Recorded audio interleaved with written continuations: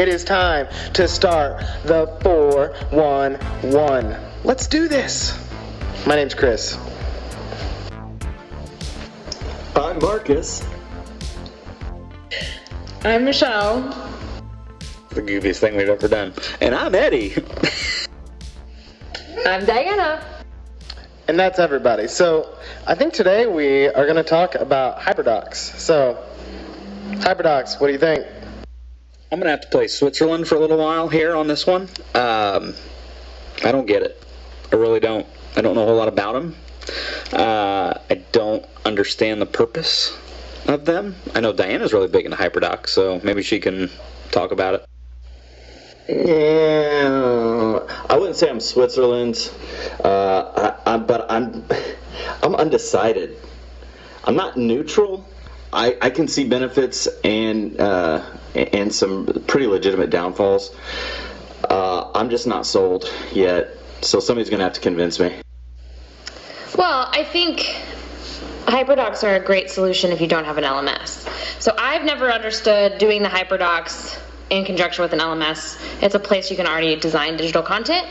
But if you don't have that, if you're working with Classroom, it's not a bad idea as a starting point, like how to organize digital content, specifically instructional content, not just assessments, to give to your students. I think the problem is that it's so trendy that people do it without having, like, we talk about HyperDocs without having a real purpose behind doing it, and I think that's the biggest issue. So here's the thing, like, here's my HyperDoc handbook. I am, like, a self-proclaimed HyperDoc fan, and at the most basic level, we kind of skipped over, but a HyperDoc is an interactive Google Doc, and if that's, like, where your conversation about digital design stops, of course it's not going to be successful over time, but if you are coming from a place where blended learning and digital lesson design is sort of a new thing, HyperDoc can be a really good jumping off point because you're using a platform that teachers are really comfortable with. And then you slowly take that opportunity to talk about tons of other things. So I guess it's great for districts and corporations that maybe are just kind of dipping their toes in to the digital learning market, I guess. I don't know, like, I understand what you're saying, Diana, like, that makes sense, right? So teachers are familiar with, putting together documents, and it would be really simple for them to just create links and make tables and make that document interactive. So I get it, I like it, especially for districts that are just starting in this type of thing. P.S. This is why Diana's here. We started a Vodcast without describing what it is we were talking about. So Diana brought something up that I think is, it's definitely a conversation that we've had before, and I'm not trying to take us off topic of HyperDocs, but we'll definitely need to revisit this discussion of HyperDocs as a transition tool, if you will, because I may be a little bit neutral on HyperDocs, but I'm definitely not neutral on transition in technology. So I'm going to put a pin in that. And this is where I think we get stuck. So, like, when you hear the word HyperDoc, you think it's a Google Doc with links on it, and that's definitely not what it is.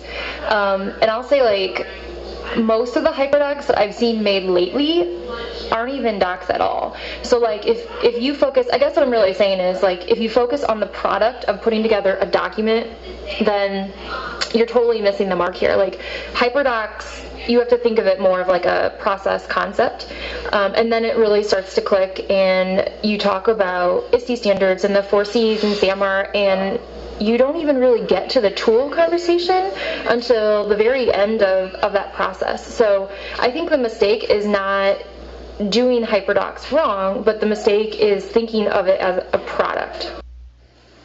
That's a really interesting way to put it, and I don't think I'd thought about it in that way, because I'm in the camp of, like, I don't like HyperDocs as Google Docs for e-learning design purposes. I think we overwhelm students when we have a bunch of content all on one page. Cognitive load says we can only process about 3 things at any given time, and so when we have content all in one spot like that, we're almost guaranteeing that students can't take it all in. And so for that reason, I've always preferred HyperDocs in slides to chunk up the information. I think it's easy enough to navigate and without overloading students.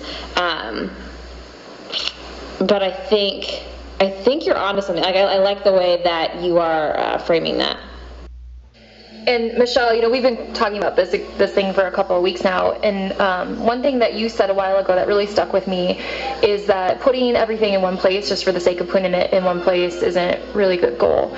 So doing it in a way that makes sense and thinking more about the platform and not just relying on a doc to do it. That's definitely like one of the number one things I've heard students say. Like, this doc is huge, I can't find anything in it, and it's just like I'm totally confused about what I'm supposed to do.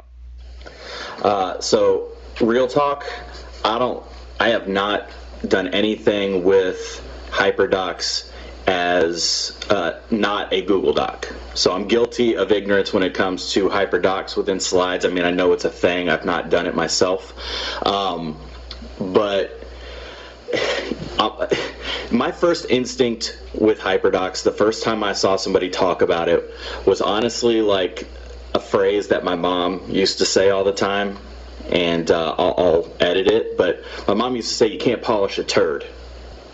And to me, when I saw HyperDocs, I thought to myself, that's a worksheet that's been polished and made to look like something else. So I've had a hard time shaking that instinct, but maybe if I looked at it in slides, that might change things for me a little bit, so I'm listening. So my thing with HyperDocs, I'm going to talk about one of the things I actually really like about HyperDocs is, and I know this hasn't been brought up and it probably will, but if we're going to talk about a HyperDoc versus like a web quest, a HyperDoc is a little bit more intentional. A lot of the templates that are out there, and there's a lot of great people and sites that have created wonderful templates, but they will have the basically the steps of the lesson design process in them, and so it allows for the teacher to be really really intentional with how they've designed a lesson, and it's put together in a way that's supported by best practices. And so, I mean, I think that's really strong for HyperDocs. Yeah, that's exactly it, Chris. So the HyperDoc girls would call those learning cycles, and when you start to explore creating HyperDocs, you can see all of the different ones that are available, and then using instructional design best practices, you could always modify those to fit what you're looking for anyway. And Marcus, like, your comment, I think takes me back to like my earlier argument, is that, yeah, like, if we interpret them as a glorified worksheet, then that's all they're going to be. But we can say the same thing about every single technology tool out there. If we're just using it as a substitute, then, that's on us. It's not on the tool. So with those learning cycles, the only thing, though, then that I would argue is, the lesson design in an actual lesson isn't as linear as like hook, and then, on to instruction, and I do, we do, or excuse me, I do, we do, you do. But anyways, so I guess what I'm getting at, though, is your instruction may be somewhere in the middle, right, as opposed to right after the hook. And I think with such strict parameters, yes, a teacher can edit it, but they're more likely to just design a lesson within those parameters, and what you end up with is a bunch of canned lessons that all look the same, if the teacher isn't sort of taking some creativity. So that, I would say, is the negative side to how I talked about there's lesson design and best practices there. You got to be careful that you're not giving the same experience to kids every day, because obviously it becomes the new normal, and then it loses effectiveness. It becomes old.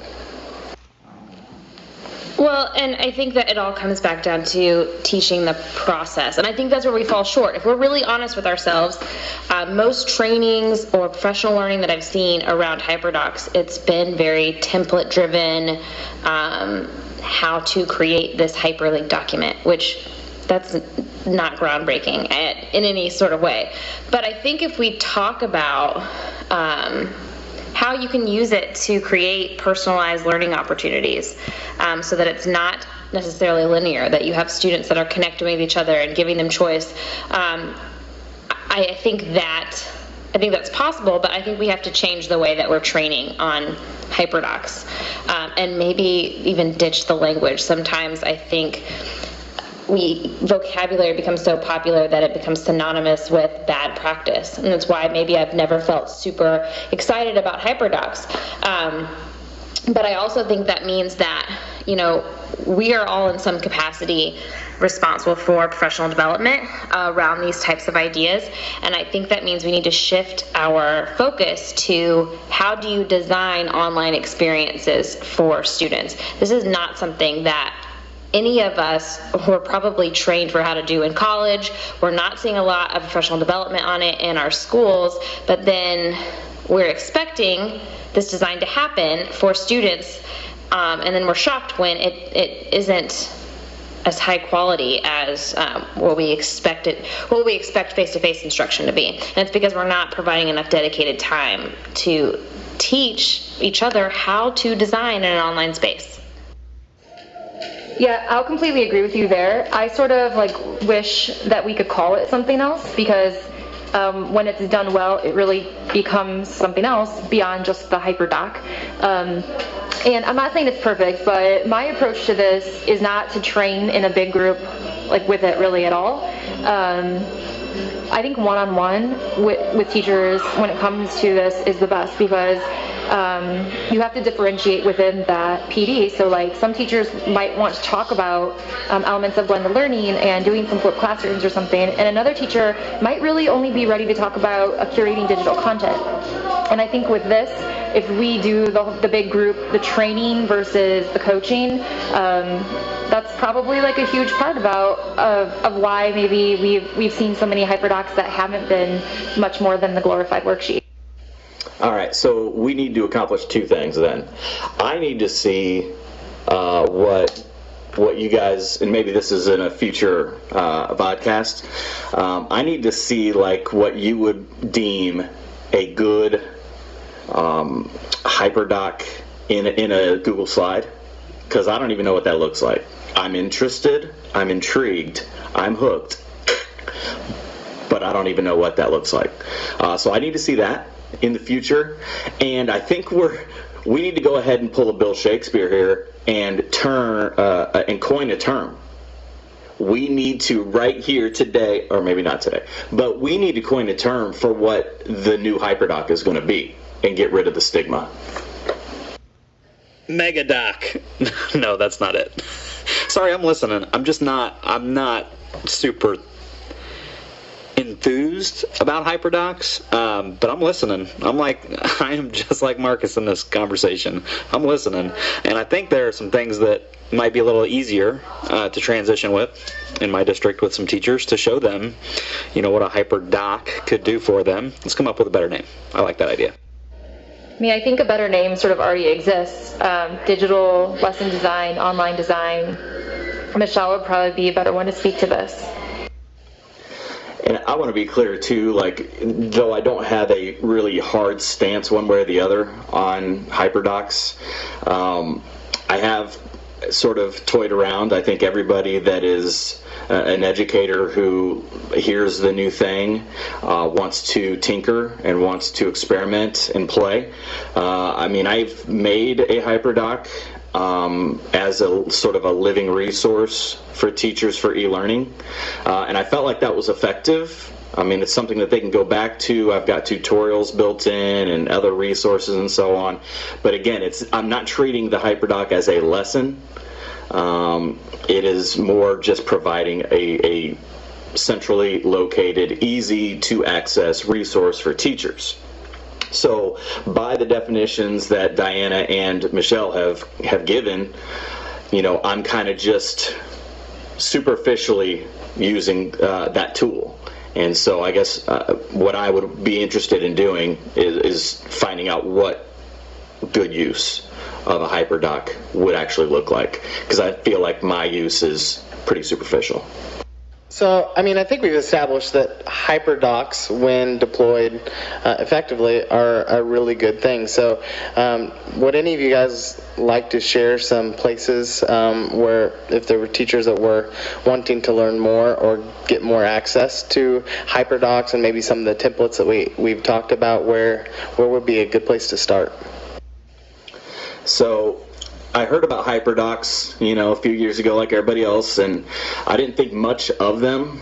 And then finally, I think it was last summer, I went to a Summer of E-Learning session by Trisha Hall, fellow EdTech hero. And I think her Twitter is at Trisha Jones Hall. And that was the first time where I sat in a session and I was like, I have to do this. And she had sold the tool well, and her presentation was just chocked full of like years and years and years worth of content. And my instinct was, wow, that's awesome. But I haven't gone back to it, and I need to, because I feel like at the time I was really impressed by the content and the amount of help that session and that presentation had available, but I haven't gone back to it. So maybe I need to do that. But I know that she really enjoys them, and she's done some sessions on it. Look, I'm willing to try it. I am definitely willing to try it. Not as quick as I just got done trying these Thin Mints. I don't know how quick that happens, but it gone. I'll plug the HyperDoc handbook. Again, I have this ready to show you, because it really does talk about all the things that I have been trying to focus on in this conversation. It talks about student data and privacy. It talks about choosing the right tools. It talks about the ISTE standards and the 4 Cs and all of the things that we try to honor when building good online lessons. So I think it's definitely worth a read. It's a quick read, but the conversation just definitely cannot stop just there. It's a good way to get started, though. He's a good one to talk to as well. So someone that I would recommend from our, she was actually in my Google, Diana and Eddie and I's Google Innovator cohort, and that is Jen Giffen at Virtual GIF, or go to www.virtualgif.com. She is really, really good at HyperDocs, so check her out. And assuming there are people on YouTube watching this, comment below some great resources so that people watching can find those. That would be completely awesome. So the 411 is not all about education. We like to talk about fun stuff too. And Eddie, man, tell me a little bit more about that cookie. I don't know if any of you guys have a box of s'mores available, but I'm about to attempt to microwave them. So it's cookie time. How long did you say I should microwave them for? 15 seconds. You are welcome. All right, so I've had those, but I have not microwaved them. They are amazing. Here's my issue with not only Girl Scout cookies, but food in general. Serving sizes. Ugh, are you kidding me? They seem to think that like 4, 5 cookies, 6 cookies is a serving size. What? I guarantee Eddie just polished off an entire sleeve of Thin Mints. Like with no problem. So we got to work on these serving sizes. Thin Mints come in 2 servings per box. 1 sleeve a serving. That's not true, Michelle. There are about 8 servings per container. I had help. I did have help. The Thin Mints are I believe, probably the best cookie. Can we all get on board with that? They're a crisp wafer covered in chocolatey coating made with natural oil of peppermint. They're delicious. Lies. Samoas are where it's at. Yeah. Peppermint, like, as a young child, like, oh, you're gonna get candy. And you would choose peppermint? Like that would be the candy? Not chocolate, not peanut butter, peppermint. Eddie, he's like kind of this weird Benjamin Button thing. When he was a kid, he was actually an 80-year-old woman. So I don't have any good Girl Scout cookies left because I ate those. But I do have some of these guys. I don't know if you guys are familiar. These are the Toffee-tastic gluten-free cookies. They are a rich, buttery cookie with sweet, crunchy toffee bits. They are absolute garbage. Garbage. That's why they're still here, and they're going to be here forever. If you want them, come and get them. Alright, so I microwaved my s'more for 15 seconds. You can see it's like really oozing out the filling. It's really oozy. So I'm about to dig into this. I don't trust you. I think you should give it to one of your kids that ran in the background. That's the true test. Yeah, did everybody hear that? Diana's like, hey, cookie. She barely even got through the word cookie, and her kids are like, cookie time! Woo! Alright, sis, what do you think about the s'mores cookie? I like it. You like it? Yeah. I think it tastes sort of, not like real s'mores. It tastes sort of fake. Please tell me you have a Thin Mint that you could give her so we could get her reaction and it can prove my point. Are you guys ready for this? I am going to give you some knowledge. Take your box, Girl Scout cookies, Samoa's best box, and on the bottom, it tells you the bakery. What you may or may not know is that there are actually 2 bakeries that make Girl Scout cookies across the country. And a lot of states get like either one bakery or the other. And in Indiana, depending on where you are in the state, you get access to one of the 2 bakeries. And the bakeries make different cookies. Y'all. Okay, so here I have little brownie bakers, and so I get Samoa's. If you were in a different part of the state or in another state, you might get it from the ABC bakery, and they're caramel delights. And the cookies are different. Like Samoa's have 20 more calories than the caramel delights, and I'm a little embarrassed that I know that. But like the s'mores, so what you just saw that Diana had is actually chocolate covered if it comes from the other bakery. Like tagalongs are called something else, I don't remember, peanut butter patties or something, depending on what bakery you get it from. And I feel like there's a lot of contention around like which bakery is better, which one has better cookies, and I am in desperate need. Like seriously, YouTube, if you're watching, anyone, and if you have cookies from the ABC bakery, like I need, just for research purposes, I need to know. I need to have some. We don't have any boxes. There are some Girl Scout cookie. I've got some like weird contraption. So that's interesting. But I don't have the box. But I do have this cool contraption.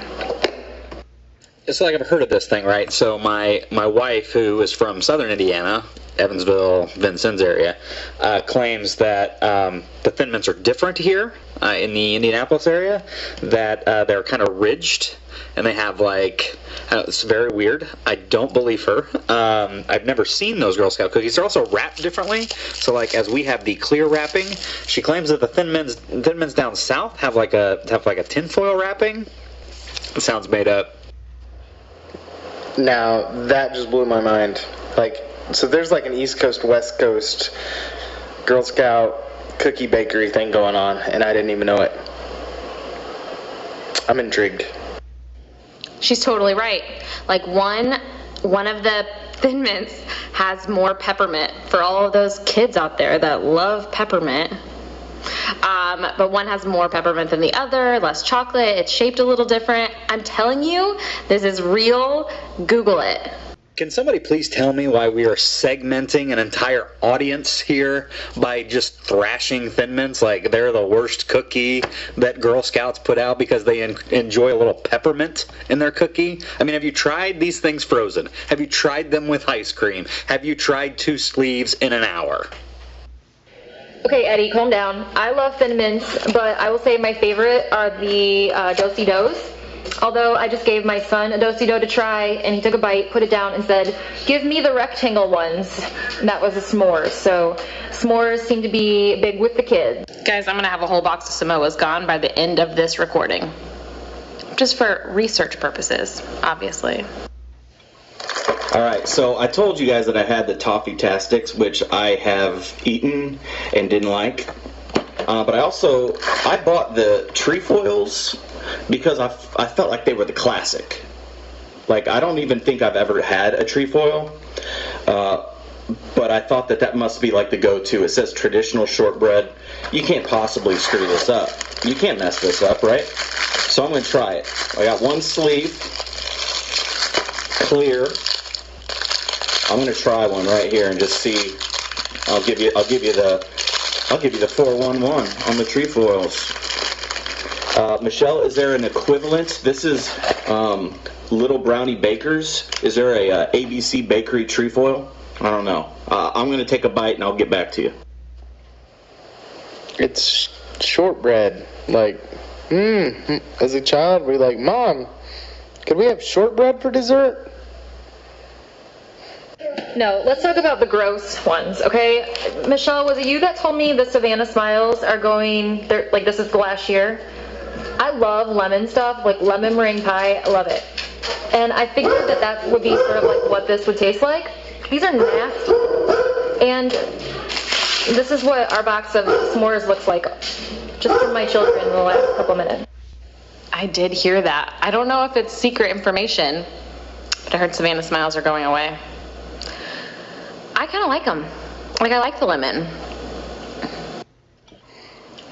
All right, this is trefoil number 3. Yeah, I mean, it's shortbread. I will say it's crispy. It's buttery. Those are two good things. I do feel like, again, kind of like with the Thin Mints, I just don't feel like I'm old enough to be eating just a straight up plain shortbread cookie. They're just all right for me.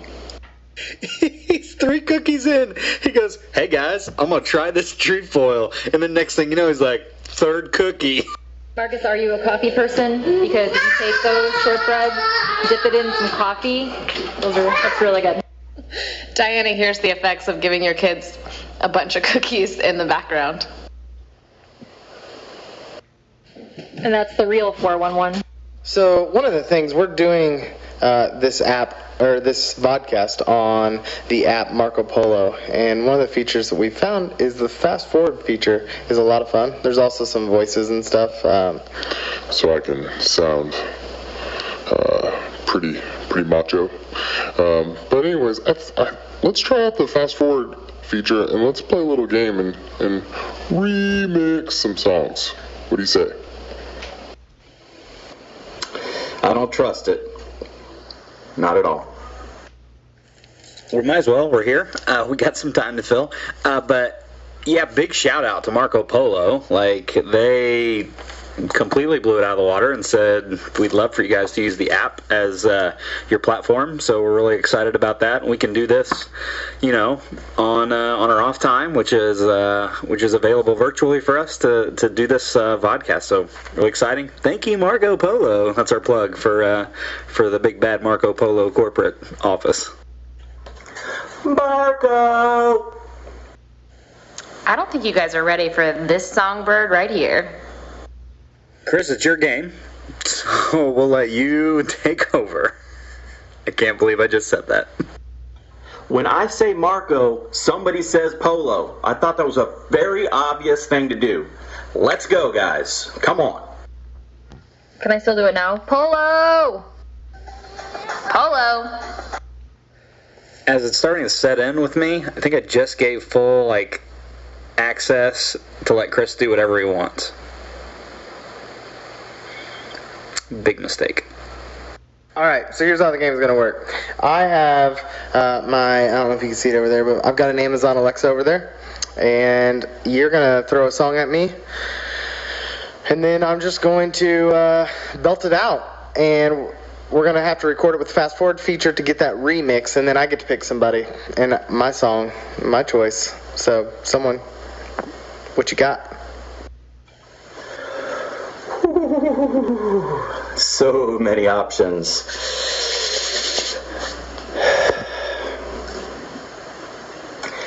TLC, Waterfalls. Good one. One moment, I'll be right back.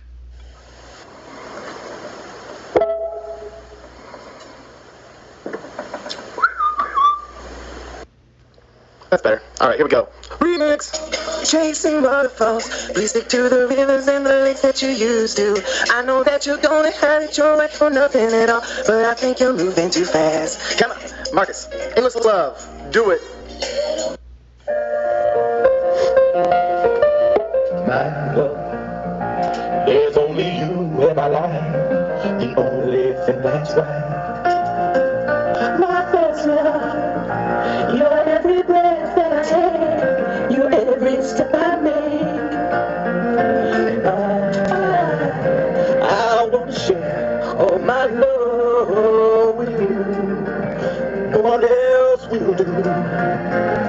Your eyes, they tell me how much you care. Woo! Oh, you will always be my endless love. All right, I don't think anybody can follow that, but somebody's got to. So, Diana, you're up. I gotta think of a song though. Got it. Diana, throw down on some Tay-Tay. Taylor Swift, pick a song, any song, it's all you. Go. All right, 1 sec. And I gotta add a filter. I hit you like bang. We tried to forget it, but we couldn't. And I very happy, despite not to where I put in reputation perceive me. Crazy. I swear I don't love the drama. It loves me, and I can't let you go. Your handprints in my soul. It's like your eyes and liquor. It's like your body is soul. You've been calling my bluff on all my usual tricks, so get some truth from my red lips. So as Diana calls somebody out, man, if the 411 doesn't work, let's form a band. All right, Eddie, your turn. Third Eye Blind. Ooh, what's he gonna come with? I'm gonna guess Semi-Charmed Life. The rap part of Semi-Charmed Life would be Sweet on Fast Forward. Pretty sure Eddie's like in the kitchen steeping some tea and honey. Get those chords ready. Wish you would step back from that ledge, my friend. You could cut ties of all the lies that you've been living in. And if you do not want to see me again, I would understand. Woo-hoo-hoo-hoo! Yeah, get it. There's one person we've been avoiding in all this. Michelle's got to give the people what they want. A hot Spice Girls song. I vote Spice Up Your Life. No, we have to go with the classic Wannabe. This is like middle school. It was everything. All right, let me find it. I'll be right back. We want the deep cuts. Come on. Deep tracks only. This is gonna be really bad.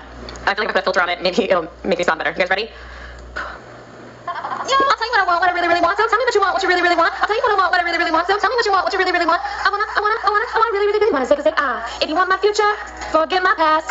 If you wanna get with me, better make it fast. Now don't go wasting my precious time. Get your act together, we could be just fine.